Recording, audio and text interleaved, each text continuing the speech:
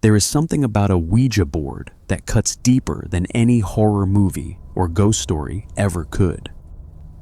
Maybe it is the fact that you are the one placing your fingers on the planchette.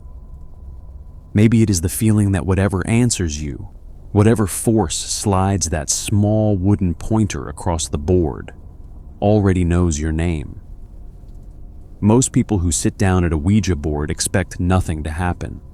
A novelty, a game, something to laugh about later. But for the people in tonight's stories, the Ouija board was the beginning of the end. These are real sessions, real people, and real deaths. And every single one of them began the same way, with someone asking the board a question they should have never asked. It was the fall of 1929, and the small town of Gowanda, New York, near the Cattaraugus Reservation, was cold and gray, and still heavy with the kind of silence that settles over rural communities as winter creeps closer. On that reservation lived a 66-year-old Seneca woman named Nancy Bowen. Nancy was a tribal healer, a woman who had spent most of her life steeped in the traditions and spiritual practices of her people. She was respected in her community, known for her knowledge of herbs and remedies and the old ways that had been passed down through generations. But in recent months, everything about Nancy had changed. Her husband, Charlie Bowen, known in the community as Sassafras Charlie, had died unexpectedly, and the grief had cracked something open inside her. Nancy was inconsolable. She could not accept that Charlie had simply died of natural causes. In her mind, something more sinister had to be at work, and she was not the only one feeding that suspicion. A younger Seneca woman named Lila Jimerson, who was 36 and worked at the reservation school, had befriended Nancy in the months following Charlie's death. Jimerson was sympathetic, attentive, and she seemed to share Nancy's belief that Charlie's death was not what it appeared. One evening that fall, Jimerson suggested that the two of them try to reach Charlie using a Ouija board to ask his spirit directly what had happened to him. Nancy, who could not read or write, agreed without hesitation. She trusted Jimerson completely. And so the two women sat together in the dim light, their fingers resting on the planchette, and they asked the board to bring Charlie's spirit forward. According to both women, the planchette moved. It slid across the board with purpose, spelling out a message that would change the course of multiple lives. The board spelled out that Charlie had been murdered, killed specifically by a woman, and as the planchette continued to move, it provided a name, a physical description, and even an address. The name it spelled was Clotilde Marchand. Nancy had never heard of this woman, but Jimerson told her she recognized the name immediately, that Clotilde was the wife of Henri Marchand, a renowned French sculptor who had been working in Buffalo, creating dioramas for the Buffalo Museum of Science. Henri and Clotilde were both French-born artists who had emigrated to the United States in the early 1900s. Clotilde was herself a painter, a woman of talent and culture who had followed her husband across an ocean and supported his career while raising their 5 children. Henri had gained recognition for his work on the Iroquois dioramas at the New York State Museum, dedicated in 1918, and in 1925, the family moved to Buffalo, where Henri and his sons were commissioned to build exhibits for the Society of Natural Sciences. As part of that work, Henri had been spending a great deal of time on the Cattaraugus Reservation, using Seneca people as models for his sculptures and wax figures, and Lila Jimerson, as it happened, had been one of those models. What Nancy did not know, and what Jimerson was careful never to reveal, was that Jimerson and Henri Marchand had been carrying on a romantic affair for quite some time. Henri kept a cabin near the reservation and visited frequently, Letters between the two later revealed the depth of their involvement, and as long as Clotilde Marchand remained alive and married to Henry, Jimerson would never have the man she desired to herself. So Jimerson hatched a plan, and the Ouija board was at the center of it. She knew Nancy could not read. She knew Nancy was grieving and desperate for answers, and she knew that if the board said the right things, Nancy would believe every word of it, because she had no way to verify what the planchette was actually spelling out. Jimerson could guide it to say anything she wanted, and Nancy would take it as the sacred word of her dead husband. In the weeks after that Ouija session, Nancy began receiving letters from a mysterious woman who signed her name as Mrs. Dooley. No one ever identified who this woman was, but the letters reinforced everything the board had supposedly told her. They explained that Clotilde was a witch, that she had placed a hex on Sassafras Charlie, and that when the hex did not work fast enough, she had killed him outright. The letters also warned Nancy that she might be Clotilde's next victim if she did not act. For 6 months, Nancy and Jimerson attempted to use spiritual rituals and what they called dead warrior spirits to strike Clotilde down from a distance. When none of that worked, they shifted to a far more direct approach. Jimerson purchased a hammer from a store on Jefferson Avenue in Buffalo for 10 cents, along with a bottle of chloroform, and she gave both to Nancy. On March 7, 1930, Nancy Bowen traveled to the Marchand home at 576 Riley Street in Buffalo. She knocked on the front door, and when Clotilde opened it, Nancy confronted her in broken English, accusing her of being a witch. Clotilde, understandably confused and probably frightened, may have laughed or dismissed the accusation. But that was the last thing she ever did. Nancy attacked her with the hammer, beating her repeatedly before stuffing chloroform-soaked cotton down her throat and nostrils. Clotilde Marchand, a 50-year-old French artist and mother, collapsed at the bottom of her staircase and died. Her 12-year-old son discovered her body shortly afterward. The investigation that followed ripped the case wide open in ways no one expected. Witnesses reported seeing 2 Seneca women near the Marchand home before and after the murder. Henri Marchand, when questioned, pointed investigators toward Jimerson, and both women were arrested within days. At trial, the case became a media sensation. Henri Marchand took the stand and admitted to having numerous affairs, including with Jimerson, claiming it was a professional necessity because it made his Seneca models more willing to pose for him. The scandal dominated newspaper headlines across the country. But it was the Ouija board detail that truly captured the public imagination. Prosecutors argued that Jimerson had deliberately manipulated the board, guiding the planchette to spell out exactly the answers she wanted Nancy to believe. Nancy, who could not read, had no way of knowing whether the board was actually spelling anything at all. She had placed her complete trust in Jimerson, and Jimerson had used that trust to turn a grieving widow into a weapon. Justice, however, was not kind to Clotilde's memory. Jimerson's first trial ended in a mistrial when she collapsed from a tuberculosis flare-up in the courtroom. At her second trial, she was acquitted entirely. Nancy Bowen pleaded guilty to manslaughter and was sentenced to time served, meaning she walked free almost immediately. Henri Marchand moved away, married his dead wife's 18-year-old niece, and lived out his life without ever being charged. Clotilde was buried in an unmarked grave in Buffalo's Forest Lawn Cemetery. The whole case, from the Ouija board session to the murder to the sham of a trial, had played out like something from a fever dream, and at the end of it, the only person who paid any real price was the woman who was bludgeoned to death in her own home. Only 3 years after that case had left the courtrooms and the headlines had faded, the Ouija board would claim another victim in what many consider the first murder ever directly attributed to a talking board. In the summer of 1933, a family named Turley packed up their lives and headed west from the East Coast to the mountains of Arizona.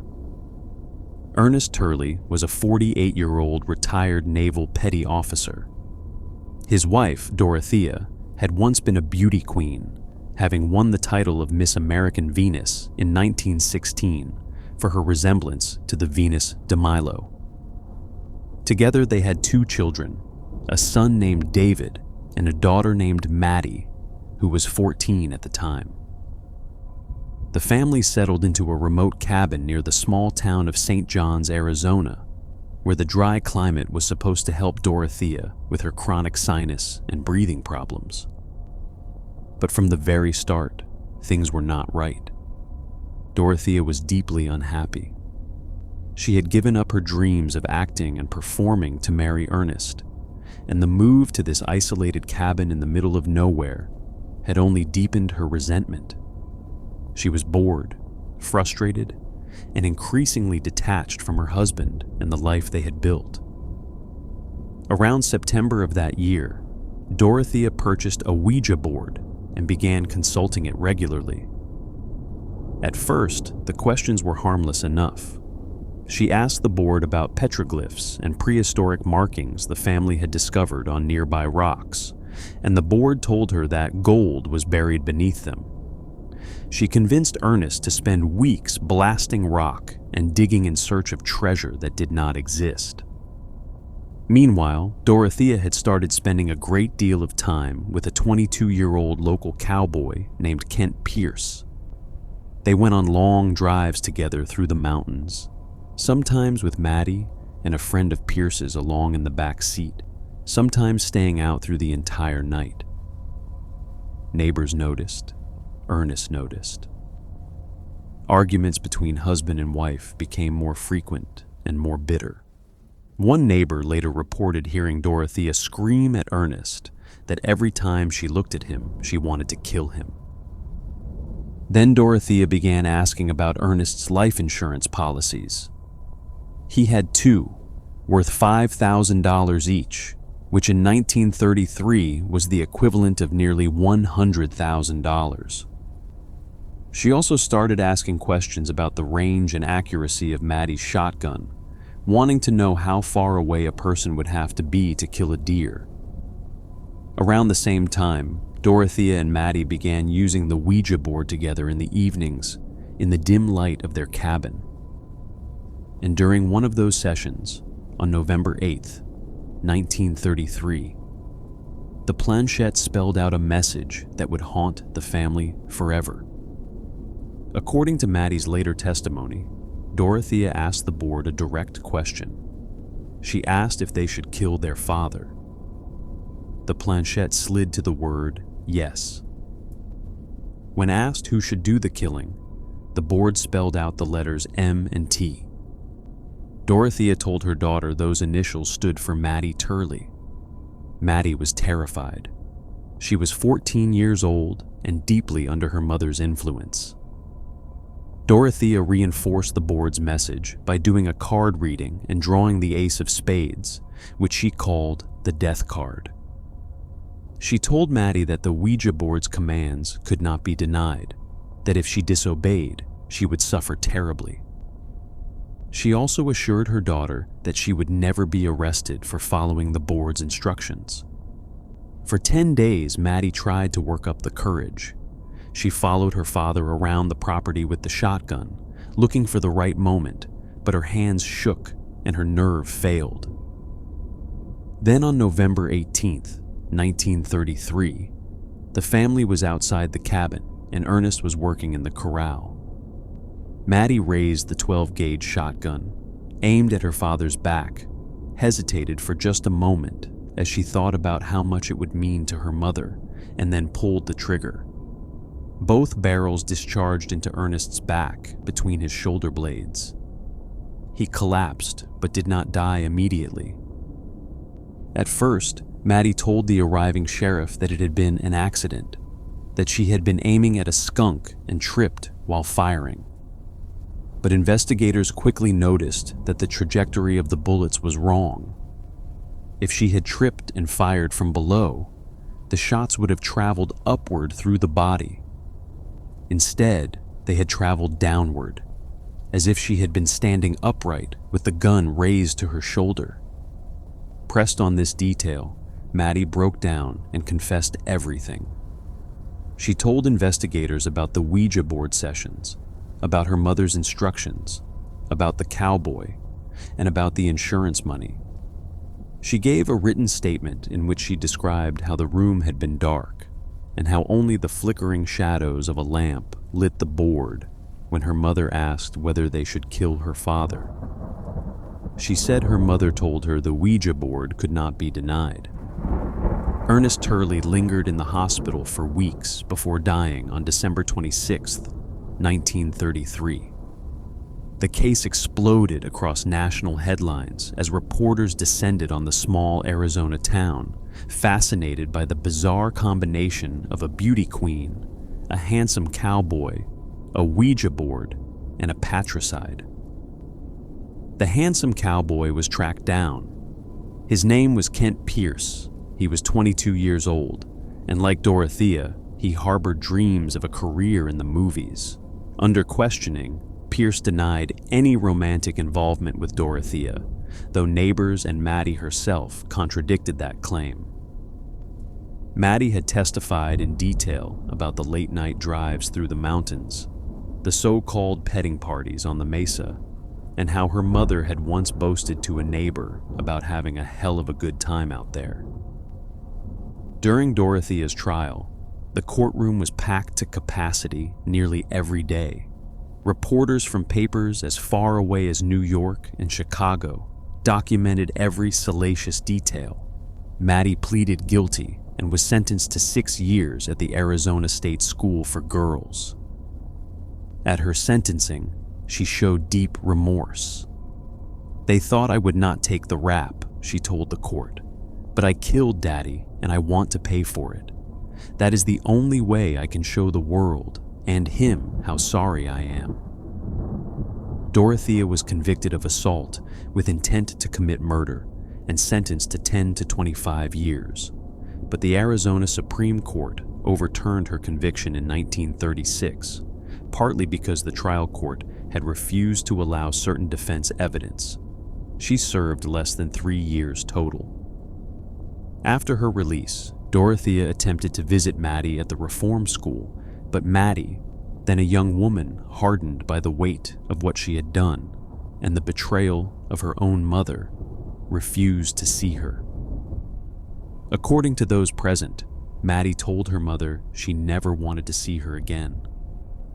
Dorothea, unfazed, simply said in a cold and sarcastic tone, "I thank you for your cooperation. Be a good girl." Dorothea later attempted to sue the reform school matron and her husband for alienation of affection, claiming they had turned Maddie against her. She sought $75,000 in damages, a staggering sum for the era, but the lawsuit was thrown out in 1939. Both mother and daughter faded from public records after that, vanishing into the kind of anonymity that only comes after the whole world has already heard your worst secret. It was never reported whether Dorothea married her handsome cowboy. More than 50 years later, in an ocean away from Arizona, the Ouija board found its way into the hands of another disturbed mind in one of the most chilling cases to emerge from 20th century Europe.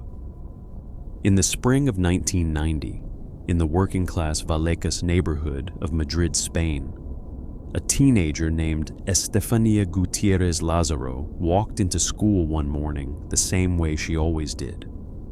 She was 18 years old, the third of 6 siblings, and like a lot of young people her age, she had recently become fascinated with the occult and spiritualism.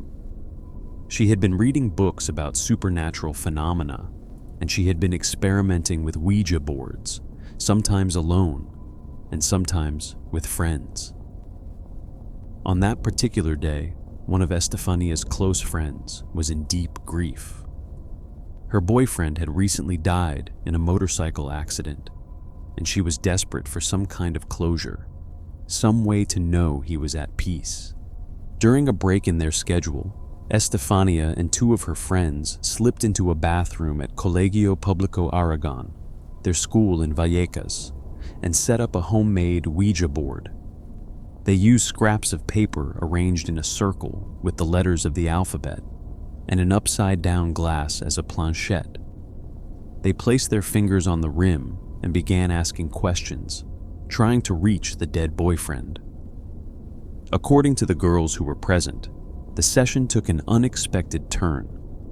The glass began to move erratically, and then, suddenly, it flew across the board and shattered into pieces. At almost the same moment, a nun who worked at the school discovered them. She was furious, viewing the act as occult and dangerous. She snatched up the board and broke it apart. And then something happened that none of the girls could explain. A thick, dark plume of smoke seemed to rise from the broken glass. The other girls recoiled, but the smoke drifted directly toward Estefania, and according to multiple witnesses, she appeared to inhale it. In the days and weeks that followed, Estefania's behavior changed dramatically. She began suffering from severe insomnia, violent hallucinations, and unpredictable convulsions that resembled epileptic seizures. She told her family that she could see shadowy figures in her room at night, faceless figures dressed in cloaks who beckoned her to come with them. She would burst into fits of rage without provocation, barking and growling and hissing at her siblings. Her parents, Concepcion and Maximo, took her to multiple doctors and hospitals, but none of them could identify the cause of her symptoms. No physical ailment, no neurological condition, nothing that science could point to and name. Her health continued to deteriorate month after month. In August of 1991, Estefania was admitted to Gregorio Marañón Hospital in Madrid for observation. Even there, surrounded by trained medical professionals, no one could explain what was happening to her. Her seizures grew more frequent and more violent. And then, on the morning of July 14th, 1991, Estefania was found lifeless in her hospital bed. She was 18 years old. The official cause of death was listed as sudden unexplained death, though some reports cited cardiac arrest during a convulsion. But the doctors who examined her could offer no definitive explanation for the rapid and total collapse of an otherwise healthy young woman. What happened after her death is what elevated this case from a tragic medical mystery into one of the most famous paranormal cases in Spanish history. In the months following Estefania's burial, her family began experiencing terrifying phenomena inside their Vallecas apartment. They heard a disembodied voice whispering from Estefania's bathroom, a voice that said the word "mama" over and over. Objects moved on their own. Doors opened and slammed shut without anyone touching them. The family heard the laughter of an unseen elderly man echoing through the walls. Glass shattered for no apparent reason. On one occasion, the family dog was reportedly thrown across a room by an invisible force. On November 1st, 1993, 2 years after Estefania's death, a framed photograph of her hanging in the living room spontaneously caught fire. Only her face burned. The frame and the surrounding wall were untouched. On November 27, 1992, the Gutierrez family called the police. Inspector Jose Negri and his officers arrived at the apartment to find the family huddled outside in the rain, too terrified to go back inside. The officers entered the apartment, and what they experienced left them visibly shaken. they documented an unexplained drop in temperature in the bathroom. They watched as a cupboard door opened and slammed shut in front of their eyes. A wooden crucifix spun upside down. Deep scratch marks appeared on posters behind closed doors, as though something with claws had raked across them. Inspector Negri later stated publicly that what he witnessed made his hair stand on end, and he described the events as a series of phenomena that were inexplicable from every point of view. The police report was filed with an official stamp and remains one of the only documented cases in Spanish history where law enforcement officers formally recorded witnessing paranormal activity. The family eventually sold the apartment and moved away. The new occupants reported nothing unusual. Whatever had been there, it seemed, left when the Gutierrez family did. The Vallecas case, as it came to be known, was later loosely adapted into the 2017 Netflix horror film Veronica. While the Vallecas case still lingered in European memory, across the Atlantic, another session with a talking board was about to intersect with the British justice system in a way no one could have predicted. On a February evening in 1993, in the quiet Sussex countryside of England, a man named Stephen Young knocked on the front door of a cottage in Wadhurst. Behind that door lived Harry Fuller, a 45-year-old car dealer known for flaunting his wealth, and his 27-year-old wife, Nicola, whom he had married just 6 months earlier. Young was an insurance broker, and on the surface, his visit appeared to be a routine business meeting. He had telephoned Harry the night before to arrange the visit, and Harry, not suspecting anything, had recorded the phone call. What Young actually planned was a robbery. He was heavily in debt, and Harry Fuller was rumored to carry large sums of cash. When Harry opened the door, Young walked inside and immediately shot him in the back. The bullet pierced Harry's heart and killed him almost instantly. Nicola tried to run.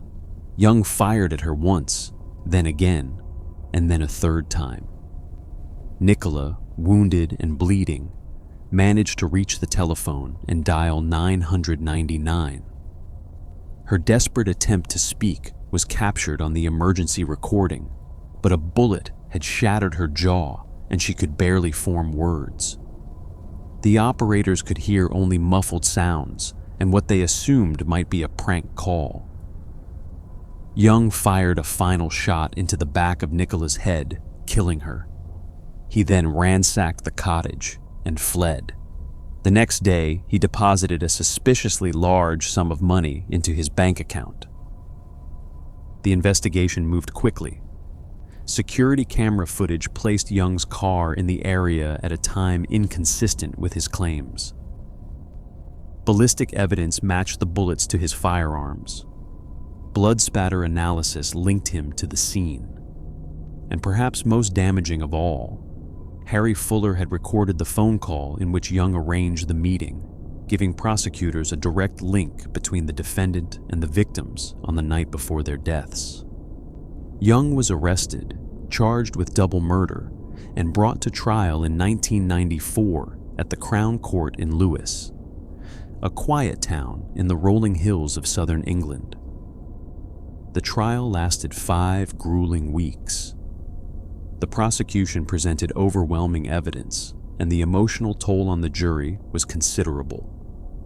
They were forced to listen to the audio recording of Nicola Fuller's final 999 call, a recording so disturbing that during the initial jury selection for the first impaneled panel, one juror had written to the judge saying she could not go on after hearing it, prompting the judge to dismiss that panel entirely and start fresh. The second jury heard the same recording and carried the weight of it through their deliberations. They returned a guilty verdict, and the judge sentenced Young to 2 life sentences. Case closed, or so everyone thought. 1 month later, a tabloid newspaper, The News of the World, published a front-page story that stunned the nation. The headline read, "Murder Jury's Ouija Board Verdict. Booze, dirty jokes, and then the Ouija board." The article quoted Adrian, the youngest juror at 24 years old, who revealed that during the trial, while the jury was sequestered overnight at the Old Ship Hotel in Brighton, 4 members of the jury had conducted a Ouija board session. Banned from watching television or listening to the radio, the 4 jurors met up at the hotel's restaurant and bar. After several drinks, they decided to pass the time by making a homemade Ouija board from a piece of paper and using a wine glass as a planchette. They placed their fingers on the rim of the glass and asked the spirits for guidance. According to Adrian's account, a juror named Ray took charge and addressed the board directly. The glass began to move. It identified itself as the spirit of Harry Fuller. Ray asked who killed you, and the glass slid across the paper, spelling out the words "Stephen Young done it." He asked how, and the glass spelled "shot." Then, unprompted, the glass spelled out a final command that sent chills through the group. "Vote guilty tomorrow." By the end of the session, some of the jurors were reportedly in tears. The next morning, Ray announced at breakfast in front of all 12 jurors and 2 court bailiffs that they had made contact with Harry and Nicola's spirits through a Ouija board. Whether the other jurors took this seriously or dismissed it as drunken nonsense, the fact remained that the revelation compromised the entire trial. Stephen Young's legal team immediately filed an appeal. The Court of Appeal found that because the Ouija board session had taken place in the hotel and not in the deliberation room, it fell outside the protection of jury secrecy laws and could be investigated.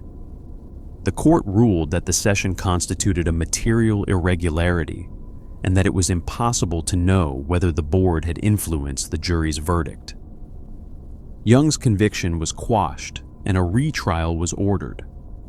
The second trial lasted another 5 weeks, during which the jurors heard the same harrowing evidence, including the audio recording of Nicola Fuller's dying attempt to call for help. This time, without any supernatural consultation, the jury again found Stephen Young guilty. He was sentenced once more to 2 life terms in prison, where he remains to this day. The Ouija board jurors became one of the most famous cases of jury misconduct in British legal history and prompted years of academic debate about jury secrecy, deliberation processes, and the psychological stress placed on jurors in violent cases. Just a year after that bizarre trial concluded, the Ouija board would surface again in London in a case far more violent and far more disturbing.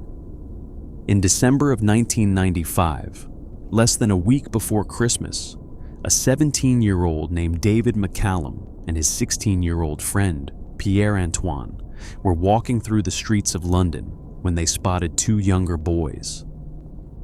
15-year-old Michael Eridge and his friend Stephen Curran were hanging around with nothing much to do, and when the older boys invited them back to McCallum's apartment to listen to music and watch videos, they accepted. They had no reason to be suspicious.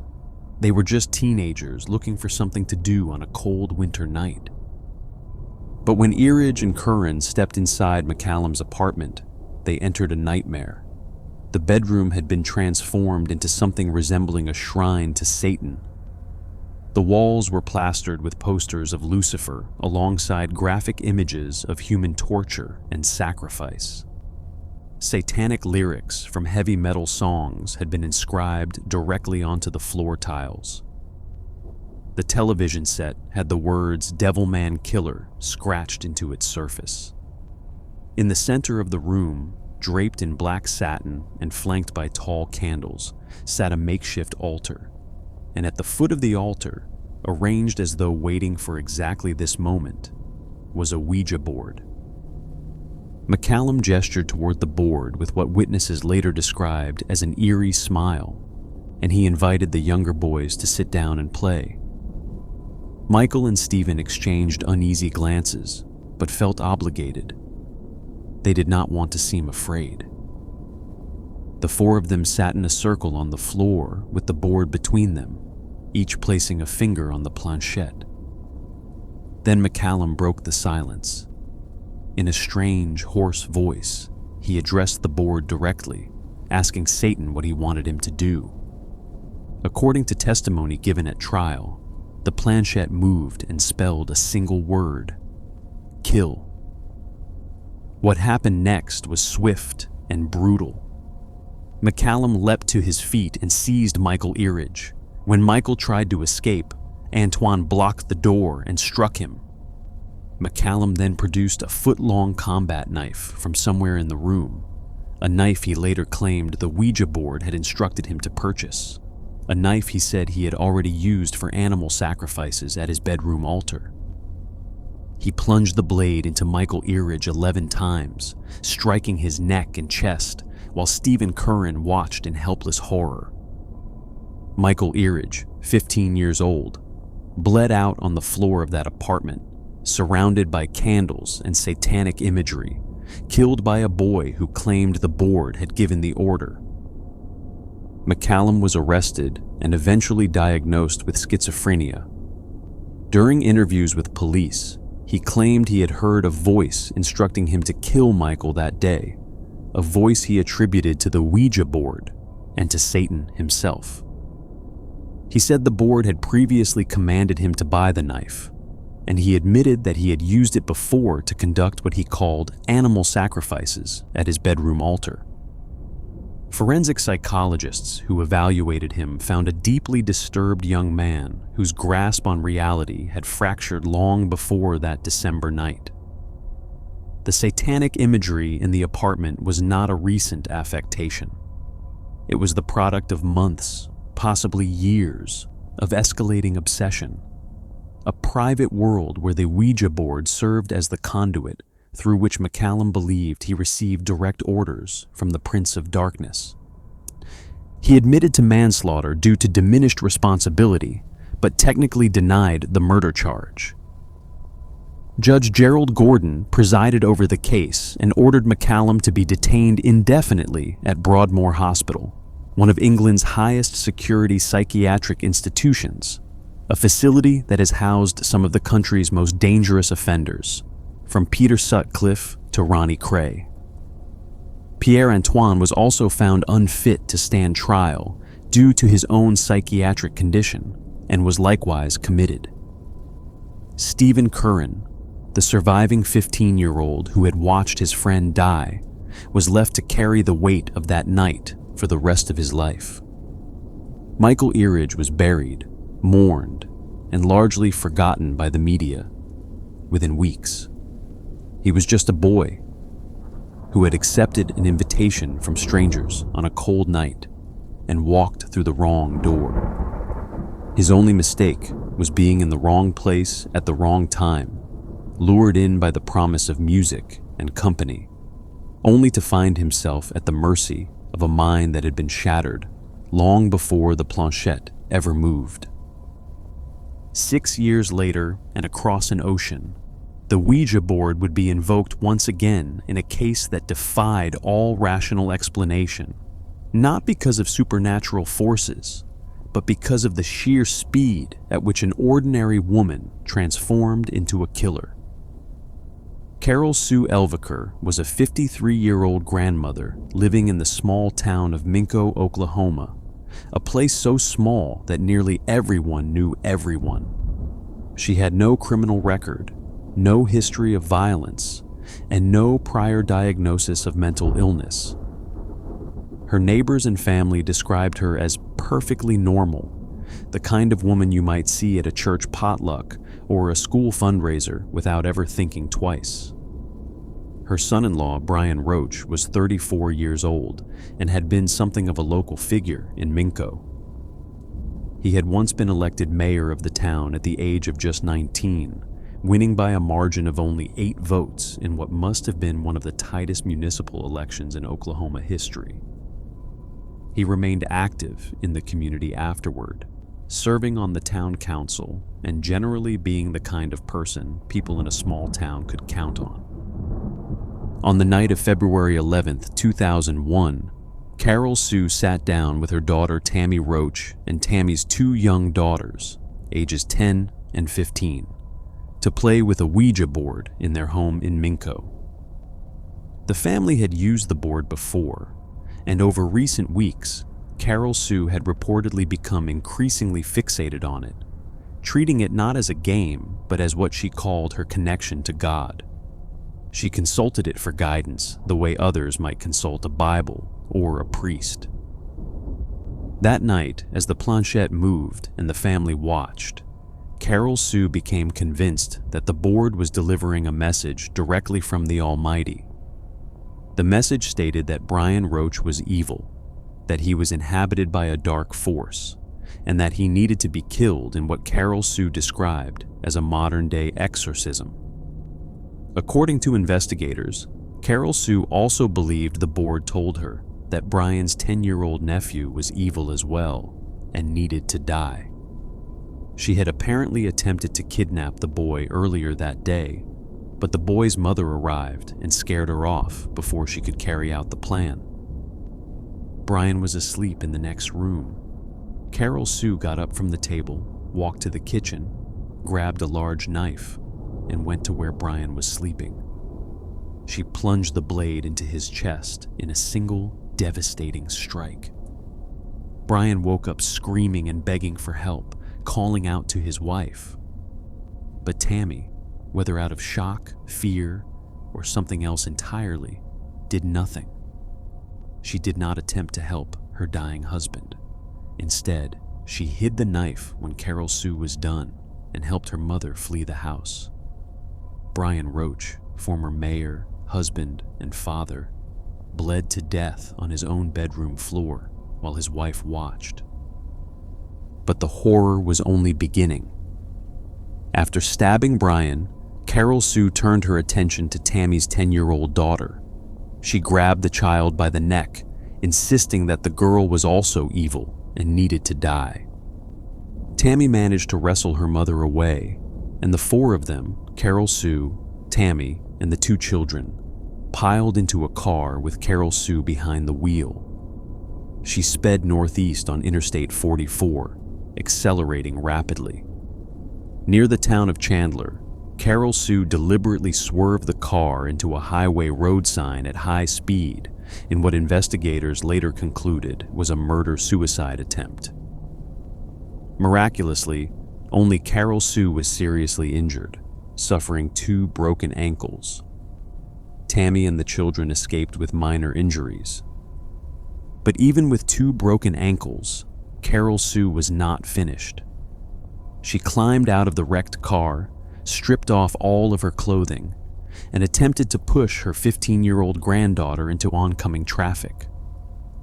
When that failed, she vaulted over a highway median barrier and ran barefoot and naked into the woods. Police found her hiding in the trees a short time later. She was arrested, and during questioning, she repeated over and over that God had spoken to her through the Ouija board and commanded her to cleanse the evil. Carol Sue was eventually ruled legally insane and committed to a psychiatric facility.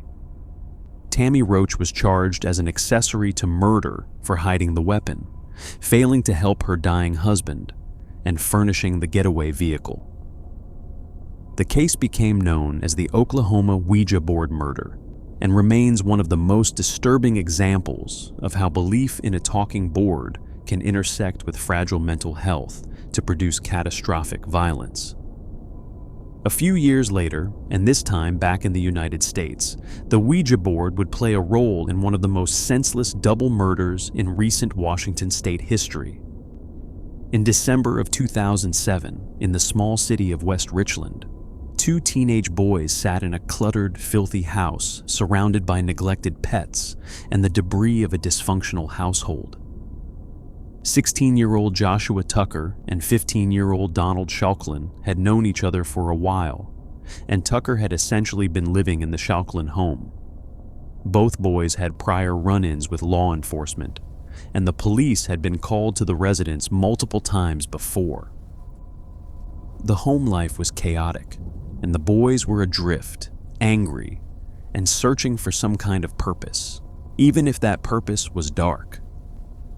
On the afternoon of December 19th, the two boys sat down together with a Ouija board and asked it a question that no one should ever ask. They wanted to know if they would become serial killers. The planchette moved, and the board apparently responded in the affirmative. Emboldened, they asked who their first victim should be. The board spelled out a single word: Mom. Each boy later accused the other of controlling the planchette and deliberately pushing it to spell that word. But regardless of who was moving the board, the answer was out there now, hanging in the air between them like a dare that neither wanted to back down from. The boys drank alcohol and took cough syrup to numb themselves, and then the evening descended into nightmare. While they were hanging out in the living room, Donald's 13-year-old sister Elizabeth was nearby, talking on the phone. Without any warning, Tucker grabbed a kitchen knife, walked up behind Elizabeth, and slashed her throat. She died almost instantly. The two boys then dragged her body behind a partition and attempted to clean up the blood. When Donald's 41-year-old mother, Lori Schauklin, came out of her bedroom a short time later and began looking for Elizabeth, Tucker attacked her as well. What followed was an extended, horrific assault that lasted far longer than any human being should ever have to endure. Lori fought back desperately, screaming for help and begging her son to intervene. At one point, she managed to reach a phone and dial 911. The call connected, but before she could speak coherently or give the dispatcher any useful information, Tucker was on her again. His knife broke during the sustained attack, and Donald, rather than running for help, rather than calling the police himself, rather than doing anything a decent person would do for their own mother, retrieved a dumbbell and a butcher's knife from elsewhere in the house and handed them to Tucker. Lori Schauklin was stabbed approximately 86 times before she finally stopped moving. 86 times. Her blood soaked the carpets and the walls and covered both boys from head to toe. When police arrived in response to the incomplete 911 call, they found the two boys trying to flee in a car. Both were drenched in blood. According to the prosecutor, after the murders, Schauchlin's first thought had not been remorse or horror. His first thought had been to grab a PlayStation before they left. At the sentencing hearing, the prosecutor made this point directly. Instead of saying, "Let us roll like the heroes of 9/11s," the defendant said, "Let us get the PlayStation," he told the court. Donald Schauklin was free to leave after his mother and sister were brutally murdered. He chose not to leave. He chose to help. Tucker was arrested and eventually sentenced to nearly 41 years in prison for 2 counts of first-degree murder. Schauklin, who entered a modified guilty plea to first-degree manslaughter and rendering criminal assistance, received the maximum sentence of 9.5 years. His defense attorneys had argued for just over 7 years, claiming he had been in shock and acted under duress, that he was essentially a victim of Tucker's violence himself. During the sentencing hearing, Schauchlin's aunt Jolie Estes stood before the court and asked how a Wall Street financier like Bernie Madoff could receive 150 years for fraud when no one died, while her nephew received less than a decade for helping murder his own mother and sister. "Is fraud worse than robbing a 41-year-old woman of her life?" she asked. Donald's actions murdered Lori, stole her life, and left a hole in all of ours. Schauchlin's older brother Stephen, who was 22 at the time and had not been present during the murders, learned about his mother's and sister's deaths from a hospital nurse who handed him the coroner's business card. He later said he found it nearly impossible to visit Donald in the juvenile detention center with what little he knew about what had happened that night. Elizabeth Schauklin was 13 years old. She loved baton twirling and had recently moved up to 3 batons, earning multiple medals. She had also been learning flag and rifle routines. Friends remembered her as a girl who always saw the brighter side of things and loved to laugh. She never had the chance to grow up. And if you thought the Ouija board's capacity for destruction had limits, the case of the Carroll family in County Durham, England, proved otherwise. This was not a single incident, but a cascade of horror that began on Christmas Eve in 2014 and did not stop until multiple people had been arrested, a house had been destroyed, and an innocent animal had been tortured and killed. Paul Carroll was a 51-year-old man with learning difficulties who lived with his wife Margaret, 60, and her daughter Katrina Livingston, 37, in a terraced home on First Street in the small town of Ledgate in Consett County, Durham. The Carrolls were known in the neighborhood, but were not particularly close with anyone. They kept mostly to themselves, and the house had an insular, heavy atmosphere that neighbors tended to avoid.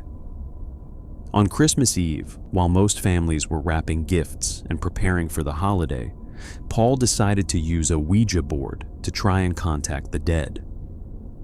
What possessed him to do this on one of the most celebrated nights of the year is anyone's guess, but what followed was anything but festive. Paul claimed that during the session, an evil spirit came through the board and entered the family's Bedlington Terrier, a sweet-natured dog named Molly.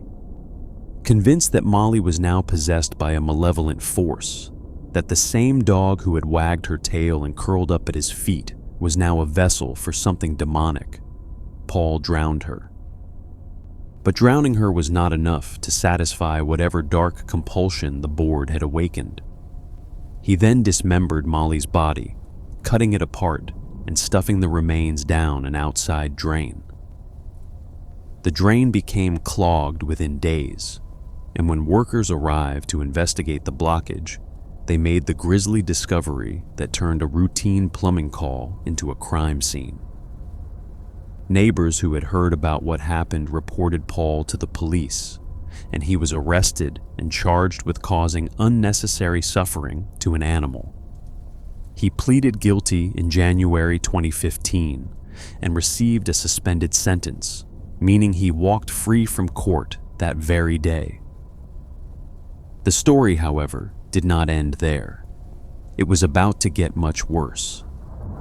Just 1 week after Paul's guilty plea, Margaret and Katrina sat down with the very same Ouija board that had supposedly summoned the evil spirit into Molly. According to neighbors, including a woman named Donna Sowerby who lived nearby, Katrina later confided that they had been trying to contact Molly's spirit, wanting to know if the dog had found peace on the other side. But the board did not offer comfort. Instead, it reportedly told both women that they were going to die. Not someday, not eventually, soon. Margaret and Katrina took the board's message to heart with a terrifying literalness.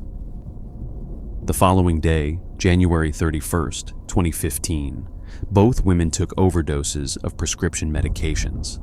Then, as if that were not enough, they set their house on fire. The blaze was enormous and swift. One neighbor described a mini explosion that blew one of the responding firefighters backward off his feet. The fire consumed the property so completely that structural engineers later determined it would have to be demolished entirely. The neighboring family, whose home shared a wall with the Carrolls, was forced to evacuate in the middle of the chaos and ultimately had to relocate to a new home because the damage was so extensive. Paramedics found Margaret and Katrina in the garden outside the burning house. They were rushed to the University Hospital of North Durham in critical condition. Both survived, and both were subsequently charged with arson reckless to whether life was endangered. They pleaded guilty and were each sentenced to 4 years in prison. Throughout the proceedings, both women maintained that the Ouija board had told them they were going to die, and that they had simply been following what they believed to be an unavoidable prophecy. In one family, one board, and one winter, 3 separate crimes were committed, all attributed to messages from beyond the grave, and all ending in devastation. If there is a thread that runs through all of these stories, it is this: the Ouija board does not need to be real to be dangerous. It does not matter whether the planchette moves by supernatural force or by the unconscious trembling of human fingers. What matters is what people believe and what they are willing to do in the name of that belief. But there is one more case worth telling tonight, one that stands apart from the others in its sheer cruelty and the calculated way the Ouija board was used not as a sudden impulse, but as a roadmap for cold-blooded murder. In the summer of 1987, in Orlando, Florida, a group of 4 young people had been dabbling in Satanism and the occult for months. 25-year-old Anthony Hall and his 16-year-old girlfriend, Bunny Dixon, were the central figures. Dixon, despite her youth, was the one the others seemed to follow. She was fascinated with dark rituals, and she claimed to be in regular contact with a spirit through a Ouija board, a spirit she said was a 10-year-old boy named David. The other 2 members of the group were Daniel Bowen, 22, and his 18-year-old girlfriend, Elizabeth Town. According to Dixon, the spirit of David had laid out a detailed plan for the group. They were to leave Orlando, travel to Virginia, and join a traveling carnival. But they needed money and transportation to get there, and the spirit had a solution for that too. The Ouija board told them to rob and kill a motorist, steal their car, and use the proceeds to fund their journey. On the evening of July 20th, 1987, the group put the plan into action.